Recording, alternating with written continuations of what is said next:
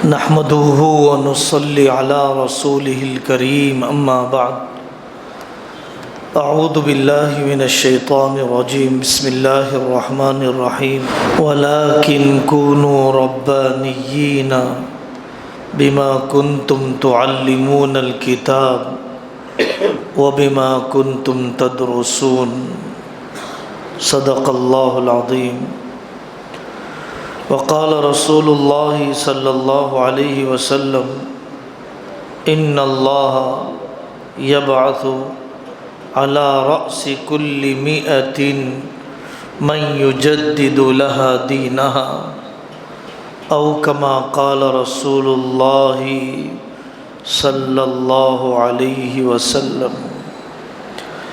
میرے عزیزوں اور دینی بھائیوں، اللہ جل جلالہ عمن والہ نے جن شخصیات کے ذریعے سے دین کی تجدید کا کام لیا، دین کا وہ کام لیا جو سالوں میں نہیں ہوتا تھا، جو اس زمانے کی ضرورت تھی، جو اس موقع کی ترجیح تھی،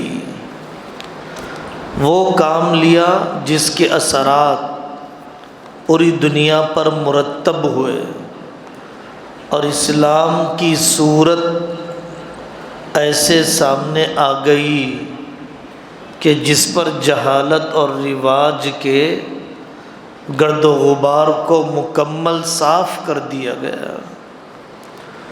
ان میں سے ایک حضرت شاہ ولی اللہ محدث دہلوی رحمۃ اللہ علیہ بھی ہے۔ حضرت شاہ ولی اللہ محدث دہلوی رحمۃ اللہ علیہ کی پیدائش عیسوی کے اعتبار سے 1703 کی ہے اور ان کی وفات اور انتقال 1762 میں ہے۔ ہجری کے اعتبار سے 1114 میں پیدائش ہے اور انتقال 1176 میں ہے۔ حضرت شاہ ولی اللہ محدث دہلوی رحمۃ اللہ علیہ حضرت عمر فاروق رضی اللہ عنہ کے خاندان سے تھے اور دوسرے ملکوں سے پھلت کا علاقہ پھر دہلی کے علاقے میں منتقل ہوئے۔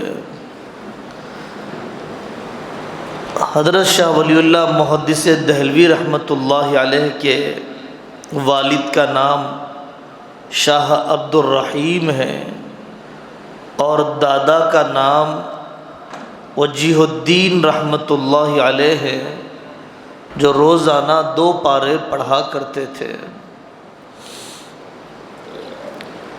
ولی اللہ بن عبد الرحیم بن وجیہ الدین، اللہ تبارک و تعالیٰ نے اس خاندان کو عجیب عجیب خوبیوں سے نوازا ہے۔ ان کے پاس حرام لقمے سے اپنے آپ کو بچایا جاتا، عجمی اور علاقائی اثرات سے متاثر ہونے سے روکا جاتا اپنی اولاد کو۔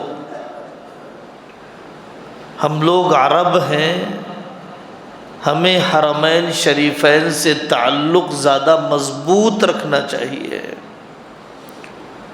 حضرت شاہ ولی اللہ محدث دہلوی رحمۃ اللہ علیہ، اللہ تبارک و تعالیٰ نے انہیں توفیق دی کہ خاندانی خصوصیات کی حفاظت کرے، اپنے نسب کے لکھنے کی حفاظت اور اپنے ہی خاندان میں نکاح کرنے کی فکر۔ یہ ان کے گھرانے میں یہ عادت غالب رہی، یہ عادت چلتی رہی۔ حضرت شاہ ولی اللہ محدث دہلوی رحمۃ اللہ علیہ حضرت مجدد الف ثانی رحمۃ اللہ علیہ سے کافی مماثلت رکھتے ہیں۔ مجدد الف ثانی رحمۃ اللہ علیہ کے بھی 4 بیٹے، شاہ ولی اللہ کے بھی 4 بیٹے، حضرت مجدد کے بڑے بیٹے خواجہ معصوم صاحب سے اللہ نے بہت کام لیا، حضرت شاہ ولی اللہ محدث دہلوی کے بڑے بیٹے شاہ عبدالعزیز سے خوب کام لیا اللہ نے۔ سب سے بڑا تجدیدی کارنامہ حضرت شاہ ولی اللہ محدث دہلوی رحمۃ اللہ علیہ کا یہ ہے کہ انہوں نے لوگوں کے عقیدوں کو درست کیا۔ عقیدوں کے بگاڑ کے ساتھ کوئی تحریک اگر چلتی ہے، اگر کوئی اصلاحی کوشش ہوتی ہے تو وہ حقیقت میں دینی کوشش کہے جانے کے قابل نہیں ہے۔ شرک سے بڑا کوئی جرم نہیں ہے۔ شیطان کی سازش عقیدے کی گمراہی میں ڈالنے کی زیادہ ہوتی ہے، عقیدے کی گمراہی کا نقصان زیادہ ہے، عمل کی گمراہی عمل کے بگاڑ کے مقابلے میں۔ دعوت ادھوری رہ جاتی ہے۔ عقیدے کی اصلاح کو اولیت کا مقام دینا چاہیے۔ پورے قرآن میں سب سے زیادہ توحید، رسالت، آخرت کو بنیاد بنایا گیا۔ اس بنیاد کو نظر انداز کر کے کوشش کرنا بے بنیاد کوشش کرنا ہے۔ انبیاء علیہ السلام نے فوکس کیا ہے عقیدے کی درستگی پر۔ کسی قبر پر جانے کو حج کے لیے جانے سے بڑا سمجھا جائے، ولیوں کو خدائی میں شریک کر دیا جائے، بزرگوں کو سجدہ کیا جانے لگے، قرآن و حدیث پر بزرگوں کے ملفوظات کو زیادہ اہمیت دی جا رہی ہو، تو یہ وہ عقیدے کا بگاڑ ہے کہ جس کی اصلاح کی حضرت شاہ ولی اللہ محدث دہلوی رحمۃ اللہ علیہ نے کتاب لکھی ہے العقیدۃ الحسنہ۔ دوسرا اصلاحی کام حضرت شاہ ولی اللہ محدث دہلوی رحمۃ اللہ علیہ کا قرآن کے ترجمے کو، قرآن کو قابل فہم بنانا امت کے لیے۔ دیکھیے تفسیر کے بارے میں 2 رویے ہیں عام امت کے۔ ایک رویہ تو یہ ہے کہ آدمی صرف قرآن کا ترجمہ لے کر بیٹھ جائے، کسی عالم کی رہبری کے بغیر پڑھنے لگ جائے، یہ نقصان دہ ہے۔ ترجمہ کافی نہیں ہے قرآن سمجھنے کے لیے۔ اور ایک طبقہ وہ ہے جو یہ سمجھ بیٹھا ہے کہ قرآن کی تفسیر ہمارے بس کی نہیں ہے، ہم خود پڑھیں گے بھی نہیں اور علماء کے پاس بیٹھیں گے بھی نہیں۔ زندگیاں بیت گئیں لیکن قرآن میں کیا ہے ان کو پتہ نہیں ہے۔ یہ دونوں بے اعتدالی کے رخ ہیں۔ مستند علماء، اتھینٹک علماء کی تفسیر پڑھنا، اتھینٹک علماء کی تفسیر سننا اور اتھینٹک کتابوں سے تفسیر سنانا، علماء سے پوچھ کر چلتے ہوئے، یہ بہت ضروری ہے۔ اور یہ بھی ضروری ہے کہ قرآن کی تفسیر کرتے ہوئے اپنی طرف سے نہ بولے، تفسیر برائے نہ کرے، آپ نے کیا سمجھا ہے۔ قرآن آسان ہے پڑھنے والے کے لیے، قرآن آسان ہے پڑھنے کے طریقے سے پڑھنے والے کے لیے۔ حضرت شاہ ولی اللہ محدث دہلوی رحمۃ اللہ علیہ کے 4 بیٹے شاہ عبدالعزیز، شاہ عبدالقادر شاہ رفیع الدین، شاہ عبد الغنی رحمۃ اللہ علیہم، ان میں سے اردو کے ترجمے بھی ہوئے، فارسی میں ترجمے بھی ہوئے، تحت اللفظ ترجمے بھی ہوئے، ان گنت لوگوں نے قرآن کی ترجمے کو پڑھا اور قرآن کے معنی کو سمجھا ان کی کوششوں کے ذریعے سے۔ تیسرا کارنامہ حضرت شاہ ولی اللہ محدث دہلوی رحمۃ اللہ علیہ کا حدیث کی اشاعت، علم حدیث کے بارے میں دلچسپی۔ حضرت نبی پاک صلی اللہ علیہ وسلم کے کلام میں زمانے کے ہر تقاضے موجود ہیں، گفتگو کا ہر قسم کا مواد موجود ہے۔ اس زمانے کے اندر منطق و فلسفے کا رواج زیادہ پڑ گیا، حدیث کی کتابوں کو ختم کر دیا گیا، مدرسوں سے بھی دلچسپی نہیں لی جانے لگی۔ حضرت شاہ ولی اللہ حنفی المذہب تھے، حنفی مسلک کی اتباع کرتے تھے۔ انہوں نے موطا کی شرح لکھی، مصفا، مسوا، حدیث کی کتاب کی شرح لکھی۔ انہوں نے حدیث کو زندہ کیا، حدیث کے پڑھنے پڑھانے کو زندہ کیا۔ شاہ عبدالحق محدث دہلوی رحمۃ اللہ علیہ کے ذریعے سے اتنا کام بڑھ نہیں پایا، لیکن حضرت شاہ ولی اللہ کے ذریعے سے کام بہت بڑھا۔ حدیث کی اشاعت کے ساتھ فقہ، اسلامک لا، اسلامی قانون، چار مسلک ہیں، امام ابو حنیفہ، امام شافعی، امام مالک، امام احمد بن حنبل۔ یہ جو اسکولز آف تھاٹس ہے، یہ جو مکتبہ فکر ہیں، یہ اپنی جیب سے انہوں نے مسئلے نہیں بنائے، قرآن و حدیث میں سوچ کر بنایا۔ یہ قرآن و حدیث زیادہ جاننے والے تھے ہمارے مقابلے میں، اور یہ چار آدمی نہیں ہیں۔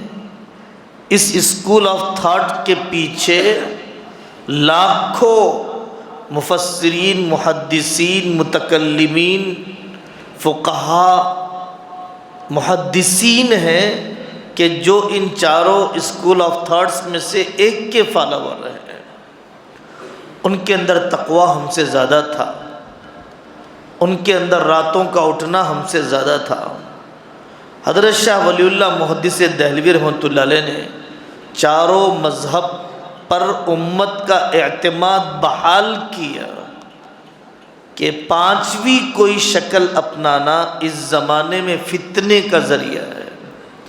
اتنی قابلیت والے لوگ عام طور پر نہیں پیدا ہوتے ہیں کہ جو امام ابو حنیفہ سے آگے بڑھ جائے، امام شافعی سے آگے بڑھ جائے، اور اتنا کام ان کی رائے پر ہو جتنا کام ان کے schools of thought per research ہوا ہے۔ حضرت شاہ ولی اللہ محدث دہلوی رحمۃ اللہ علیہ نے اسلام کو ایک مدلل اور مربوط سائنٹیفک قسم کا مذہب بنا کر پیش کیا۔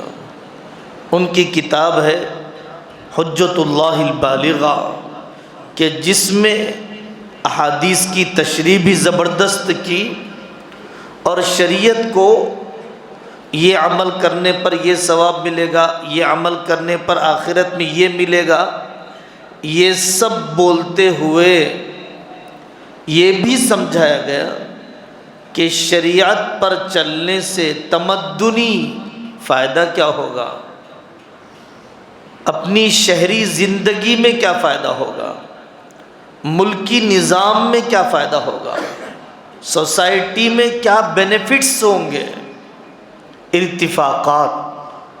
حضرت شاہ ولی اللہ محدث دہلوی رحمۃ اللہ علیہ نے اسلام کے احکام کے رازوں کو بیان کیا کہ کس حکم میں اللہ تعالیٰ کی طرف سے کیا راز ہے۔ حقیقت میں تو انسان اپنی عقل سے نہیں سمجھ سکتا، اور احکام کے راز کو جاننا بھی ضروری نہیں، اس لیے کہ شریعت بنانے والے اللہ ہیں، کوئی عام قانون داں نہیں ہے۔ ہم تو ہندوستان کے قانون کے راز کو نہیں جانتے، اللہ کے قانون کے راز کو کیا جانے ہیں۔ ہونا تو یہی مزاج کہ میں ہیرے کو نہیں دیکھ رہا ہوں، آپ کے حکم کو دیکھ رہا ہوں۔ ہیرا قیمتی نہیں ہے، آپ کا حکم قیمتی ہے۔ آپ نے توڑنے کے لیے کہہ دیا، میں نے ہیرے کو توڑ دیا۔ جو کام ایاز نے کیا تھا وہی اطاعت کا مزاج ہمارا بھی ہونا چاہیے۔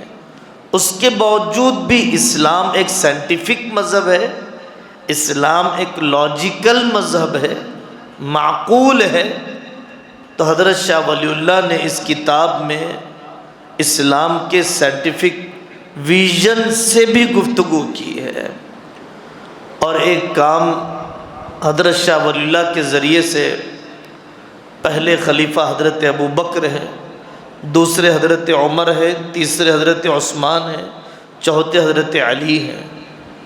ان چاروں خلفاء نے کیا دیا امت کو؟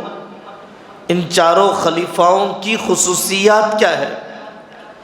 یہ ترتیب کتنی بہترین ہے، یہ ترتیب آسمانی ہے۔ ان کا مقام ایسا ہی ہے جیسے خلافت کی ترتیب ہے۔ حضرت ابوبکر حضرت عمر کی توہین نہ کی جائے، تنقیص نہ کی جائے، مقام گھٹایا نہ جائے، ان کے بارے میں زبان نہ کھولی جائے۔ یہ ازالۃ الخفا عن خلافت الخلفاء میں حضرت شاہ ولی اللہ نے اس کو لکھا۔ ان کا ایک عجیب باحوصلہ اور بلند عزیمت کا کام یہ ہے، مرہٹوں کے حملے، اورنگزیب رحمۃ اللہ علیہ کے بعد ان کے نااہل بچوں کی حکومت، اس کی وجہ سے اسلامی ریاست میں انتشار، بکھراؤ، خانہ جنگی، مار پیٹ، قتل و غارت گری ہو رہی تھی۔ اس کے باوجود حضرت شاہ ولی اللہ محدث دہلوی رحمۃ اللہ علیہ اپنے تدریس کے کام میں لگے رہے، اپنے تصنیف کے کام میں لگے رہے۔ وہ صرف خانقاہ کی چہار دیواری میں رہنے والے آدمی نہیں تھے، مسجد اور مدرسے کی چار دیواری تک محدود رہنے والے آدمی نہیں تھے۔ معاشرے کے ایک ایک طبقے پر، سماج کے ایک ایک طبقے پر کڑی نگاہ، ان کے امراض، ان کے مسائل کی تشخیص اور دوا کی تجویز، ڈائگنوز بھی کرتے، ٹریٹ بھی کرتے تھے۔ بادشاہ وقت کو مشورے دیے، اگر حکومت کا نظام ایسے چلایا جائے تو حکومت بھی مضبوط ہوگی، عوام کو بھی راحت ملے گی۔ اصلاح کی آپ نے اس زمانے کے علماء کی، اصلاح کی مختلف درگاہوں پر بیٹھے ہوئے سجادہ نشینوں کی، اصلاح کی اس زمانے میں بزنس مین طبقے کی، اور مختلف پروفیشنز کو آپ نے مخاطب کیا، وزیروں کو بتلایا، فوجیوں کو ان کی خدمت بتلائی کہ پوری ریاست کا نظام صحیح جب چلے گا جب کہ تم ویسے بن جاؤ جیسے کہ بننا چاہیے۔ اللہ تبارک و تعالیٰ نے ان کے گھرانے سے بڑا عجیب کام لیا۔ حضرت شاہ ولی اللہ محدث دہلوی رحمۃ اللہ علیہ کے چوتھے بیٹے، ان کا نام شاہ عبد الغنی تھا، ان کے ذریعے سے شاہ اسماعیل شہید، سید احمد شہید رحمۃ اللہ علیہ کے ذریعے سے جو ایک انقلابی کام ہوا، اسلام کے زندہ کرنے، پھیلانے، احیاء کرنے کا جو کام ہوا، وہ ان کے چھوٹے بیٹے، کم عمری میں گمنام گزر جانے والے بیٹے شاہ عبد الغنی رحمۃ اللہ علیہ کی نسل میں یہ کام ہوا ہے۔ تو میرے عزیز و بزرگوں، ان شخصیتوں کے تذکرے کا مقصد یہ ہے کہ جو کام انہوں نے اس وقت کیے تھے، آج تقریباً زیادہ اہمیت کے ساتھ انہی کاموں کی ضرورت ہے۔ اور جو طریقہ انہوں نے اصلاح کا اپنایا تھا وہی طریقہ ہمیں اصلاح کا اپنانے کی ضرورت ہے۔ وقتی جوش جذبے سے تبدیلیاں نہیں آیا کرتی ہے۔ دوسری بات جو اس موقع پر کہنا ہے، سال تو نیا آ جائے، عمل نیا نہ آئے، سال تو گر جائے لیکن ہماری غفلت نہ گرے تو ہم سے بڑا بے حس کوئی نہیں ہے۔ نیا سال وہ منائے گا جو حضرت عیسیٰ علیہ السلام کے پیدائش کی جھوٹی تاریخ کا ماننے والا ہو، جس کو ہوس پوری کرنی ہو، جس کو اپنی خواہش کی تکمیل کرنی ہو، مرد و عورت کے آزادانہ اختلاط کو کرنا ہو۔ کیا ہو گیا سال بدلنے سے؟ اگر ہمارے چبوتروں پر بیٹھنے کی عادت نہ بدلی؟ کیا ہو گیا سال بدلنے سے؟ اگر ہمیں 2 پیسے کمانے کی عادت نہ بدلی؟ کیا ہو گیا سال بدلنے سے؟ اگر ہمارے رشتوں میں خلوص محبت کی چاشنی نہ آئی؟ بجائے اپنی موت کو یاد کرنے کے، بجائے اپنی آخرت کو یاد کرنے کے، بجائے گزشتہ کے سال پر افسوس کر کے نئے سال کا منصوبہ بنانے کے، خوشیاں منانا ایک مردہ دل کا طریقہ تو ہو سکتا ہے، مسلمان کا طریقہ نہیں ہو سکتا ہے۔ تیسری بات میرے عزیزو، سارے مسائل حل ہو جائیں اگر جاننے والا بولنے لگے اور نہ جاننے والے خاموش ہو جائیں۔ کسی کا انتقال ہو گیا، کوشش کرنا چاہیے جلدی نماز جنازہ ہو جائے۔ پابندی ضروری نہیں کہ جمعہ تک انتظار کرو، پابندی ضروری نہیں نماز تک انتظار کرو۔